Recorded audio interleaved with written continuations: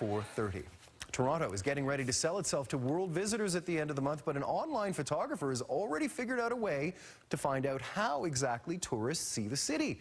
Mike Wise has details at our iDesk. Yeah, they don't even realize they're being analyzed this way. I spoke to a man named Eric Fisher this afternoon. He lives in San Francisco, and he recently completed a really interesting project trying to figure out where tourists take their pictures around the world. He's looked at cities around the world, but let me show you the map he did for Toronto. This is the downtown, it's the island offshore there. Notice the colors. According to Eric, he figures the red dots you see clustering around here are pictures by tourists. The blue dots are photos by people who live in Toronto. And you see a lot of red clusters around the CN Tower, the Rogers Centre, along the downtown core. Well, the blue dots are spread out all over the place, up and down the grids of the streets. So how does he create this map? Well, he went to photo sharing sites like Flickr or Picasa and searched through people's shared accounts for data associated with their pictures. Digital cameras record things like camera settings, time of day, and recently GPS coordinates. So he crunches all of that data and then plots it on maps around the world and comes up with these great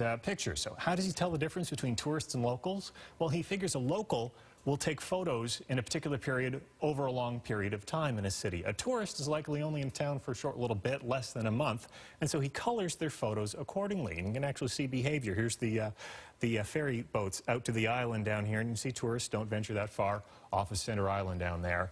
If you want to check out this map or others he's done for cities around the world, I've put some links on my blog, cbc.ca/iDesk. Wow, fascinating. And how long before there's a business application for that data type of mining? Well, it's an example of the kind of data crunching and visualization of data, like those little random numbers you don't think amount to anything, but aggregate all of them together, the hundreds of thousands of photos, and you get patterns like this. Amazing, amazing stuff. All right, thanks, Mike.